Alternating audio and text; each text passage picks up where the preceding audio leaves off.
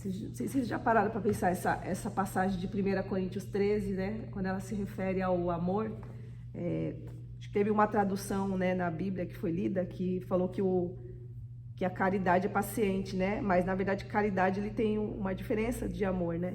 Que caridade é aquilo que você, das suas obras, aquilo que você faz, né? Mas a tradução mais adequada seria amor mesmo. E quando a gente fala desse amor aqui, é o amor ágape, né? Que é aquele amor de Deus, que Cristo viveu por nós, né? Aquele amor de entrega. E se a gente for fazer a leitura, não sei se vocês perceberam aqui, mas na hora que a gente começa a ler, né? Ainda que eu fale a língua dos homens, né? Ainda que eu e dos anjos, né? Se eu não tiver amor, né? Eu sou como um bronze, né? Que fala lá, que soa como um símbolo que retine, que eu só faço barulho, como esse violão, né? Faço um barulho meio esquisito e ninguém consegue entender nada. E ainda que eu distribua todos os meus bens, ele fala aqui no verso 3, né? Que ainda que eu distribua todos os meus bens entre os pobres, né? E ainda que eu entregue o meu próprio corpo para ser queimado, se eu não tiver amor, nada disso me aproveitará. Já podemos pensar, né? Às vezes, tanto sacrifício, né? Se não tiver amor, a palavra fala que tudo isso nada vai ter proveito.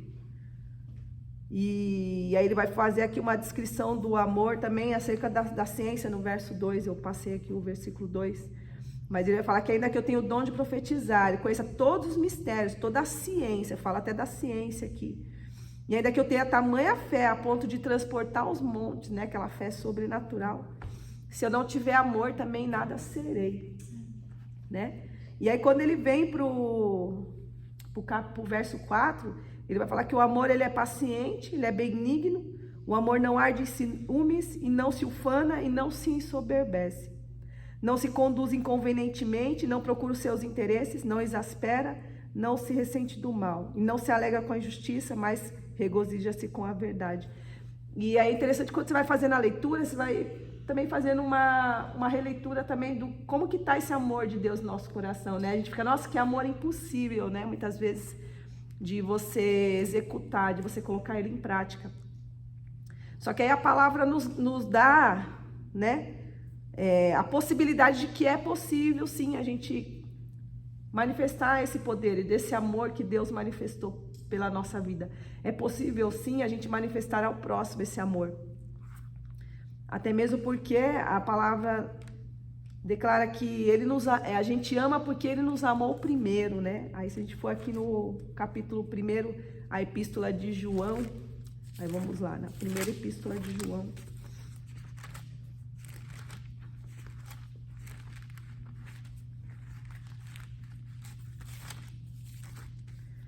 Na primeira epístola de João, no capítulo 4, acharam? 4, vamos ler do 17 em diante.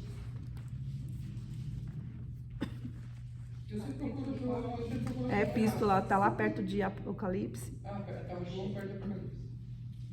É o primeiro João? É a primeira epístola, capítulo 4, verso 10. Vamos ler do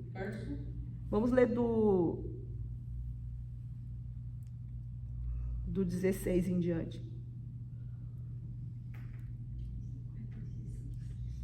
Ele diz assim, ó: nós conhecemos e cremos no amor que Deus tem por nós, ó, porque Deus ele é amor, e aquele que permanece no amor, permanece também em Deus, e Deus nele. E aí no 17 ele fala: nisto é em nós aperfeiçoado o amor, para que no dia do juízo mantenhamos confiança, pois segundo ele é, também nós somos neste mundo. No amor não existe medo, antes o perfeito amor lança fora o medo. Ora, o medo produz tormento, logo, aquele que teme não é aperfeiçoado no amor. E aí no 19 ele fala: nós amamos porque ele nos amou primeiro. E aí aqui no 20 que ele vai falar, né, que se alguém disser amo a Deus e odiar seu irmão, ele é mentiroso, porque aquele que não ama a Deus a quem vê, né, como que pode amar, se não ama o seu irmão a quem vê, como pode amar a Deus a quem não vê?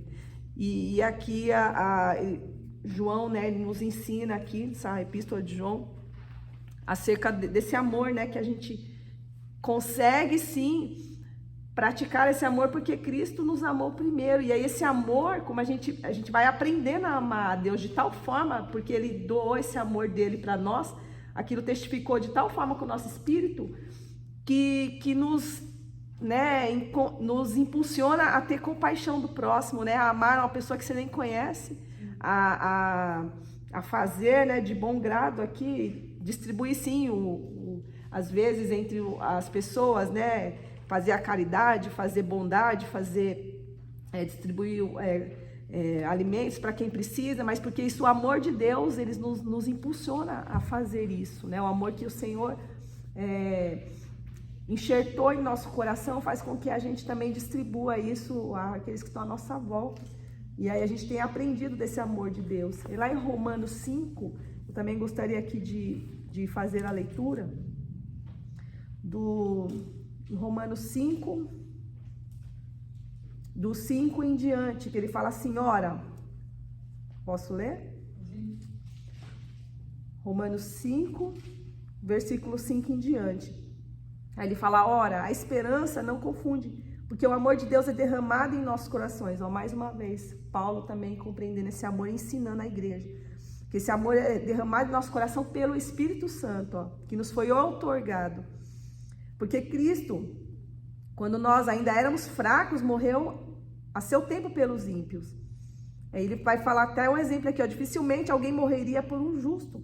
Pode ser que pelo um bom, né, alguém se anime aí a morrer. Mas aí é interessante que Deus provou aí o seu amor. No verso 8 ele vai falar aqui, para conosco pelo fato de Cristo ter morrido por nós, sendo nós ainda pecadores. E aí ele fala, logo muito agora, sendo justificados pelo seu sangue, seremos por ele salvos. E aí aqui ele traz essa prova, né, de amor, que Deus ele nos amou de tal maneira que deu seu Filho para morrer por nós, sendo nós ainda pecadores, né, sendo nós ainda destituídos da graça de Deus. Ele nos amou de tal maneira que deu esse amor incondicional que a gente leu lá em 1 Coríntios 13, mas que hoje o Senhor nos ensinou aí a praticar esse amor na prática mesmo, né, que é amando o nosso próximo. E aí o que a gente leu lá em Coríntios, né, que o apóstolo Paulo, quando ele escreve a carta aos Coríntios, a igreja de Coríntios era uma igreja difícil, uma igreja que tinha muitos problemas. E aí Paulo, quando ele escreve essa carta, ele traz também ali, né, situações, quando ele fala, você pode, né, profetizar, fazer isso, distribuir seus bens, tudo isso nada vai aproveitar se não tiver amor entre vocês, né? Se não tiver a compaixão um com o outro. E aí Paulo começa a ensinar ali a igreja, mas mostrando que é possível, né, a praticar esse amor, porque Cristo nos amou primeiro. E ele fez esse amor de entrega, né? E eu creio que o Senhor, essa missão, né, que ele deixou para nós, a igreja do Senhor, é de dar essa continuidade, né, de executar aí esse amor de Cristo na prática, lembrando, trazendo sempre a memória, né, daquilo que o Senhor tem nos ensinado, de transmitir isso, né? Hoje a igreja, nós estamos no mundo, né? O Senhor, ele falou que nós íamos ser levados como ovelhas por meio de lobos, né? Mas para a gente não temer, que no mundo a gente passaria aflições, mas para a gente ter bom ânimo, né? O Senhor também nos designou para curar enfermos, né? Nos deu autoridade sobre principados, potestades, para que hoje esse amor ele fosse a cada dia aperfeiçoado em nossos corações e a gente pudesse também libertar os cativos, né?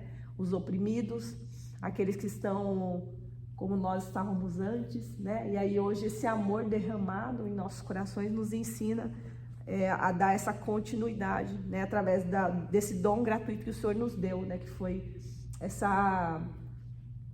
eu falo assim, esse privilégio, né? De poder entender esse amor verdadeiro que o Senhor derramou por nós e hoje nos enxertou através da sua palavra, né? Como Eu venho trazendo aí as ministrações no sentido do permanecer, né? No sentido do até que ele venha, né? De estar invocando o nome do Senhor, né? O Senhor te deu a autoridade, né? Sobre situações que às vezes você nem imagina, que às vezes a gente desespera quando ela acontece, mas o Senhor te deu uma autoridade tal, e aí você precisa às vezes tomar posse e trazer à memória aquilo que ele já te designou, que ele já entregou na sua mão.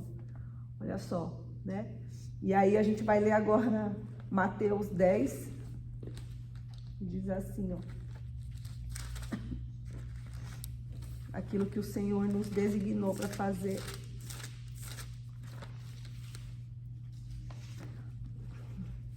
A palavra fala aqui que o Senhor, ele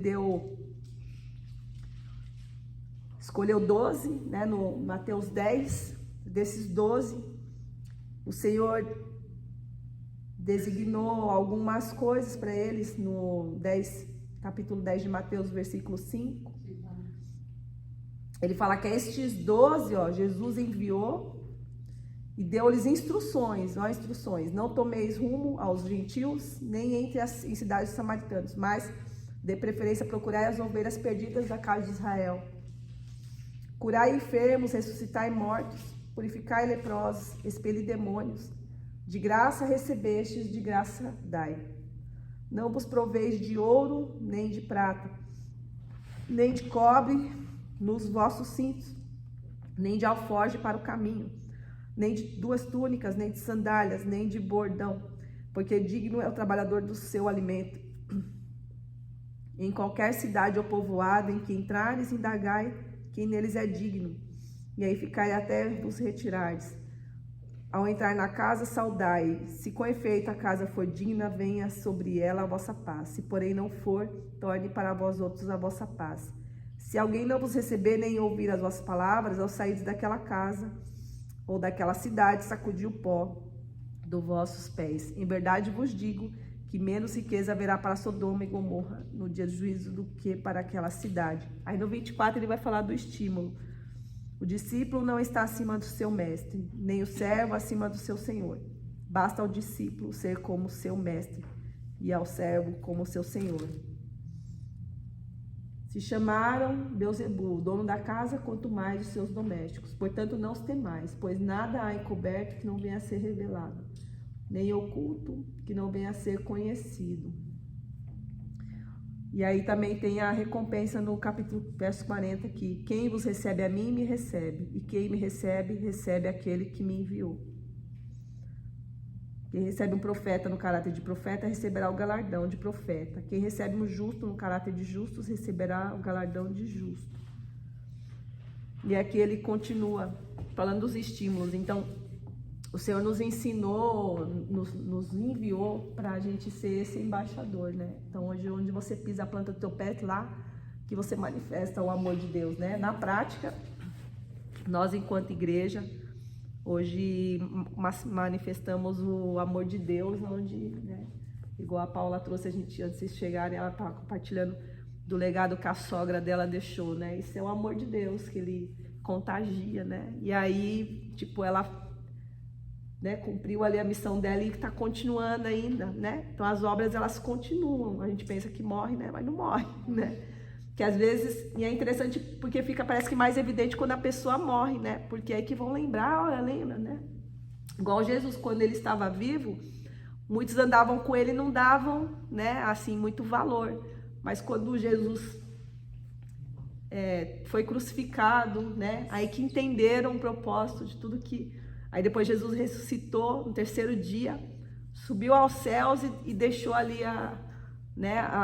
aquilo que era para os discípulos darem continuidade. E aí que eles compreenderam, né? Quando Pedro estava lá em Lucas 21, que vai falar que eles estavam cansados já de pescar e não conseguiam pescar nenhum peixe. Aí que eles vê Jesus chegando lá perto da praia, fala, lança, porque você não lança a rede aqui. Aí Pedro não tinha ainda percebido que era o mestre, mas ele fala, Senhor, né, sob a tua palavra eu lançarei, né, ali a rede. Mas ele já estava cansado já de pescar. E aí quando ele consegue pegar tantos peixes, daí que ele reconhece que era o mestre que estava falando com ele, que era Jesus, né? E aí depois eles só foram entender mesmo aquele todo o propósito que eles viveram com Cristo ali, aquele tempo que eles andaram junto, eles foram compreender quando Cristo não estava mais com eles, né?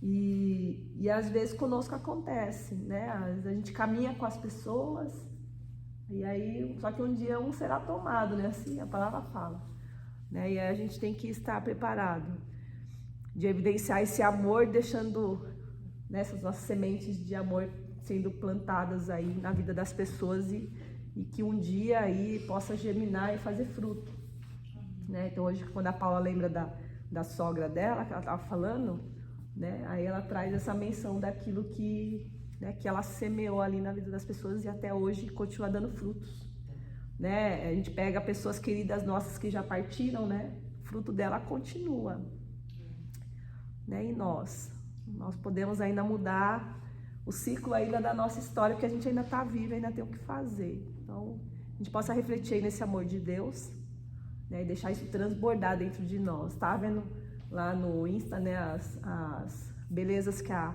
Gi vem fazendo, né? Que bonito o trabalho dela. E é isso, né? Deus nos chamou para fazer um diferencial, né? E a gente fica feliz, né? De ver que a resposta de oração, de perseverança, né? Dali, ali, perseverando, semeando.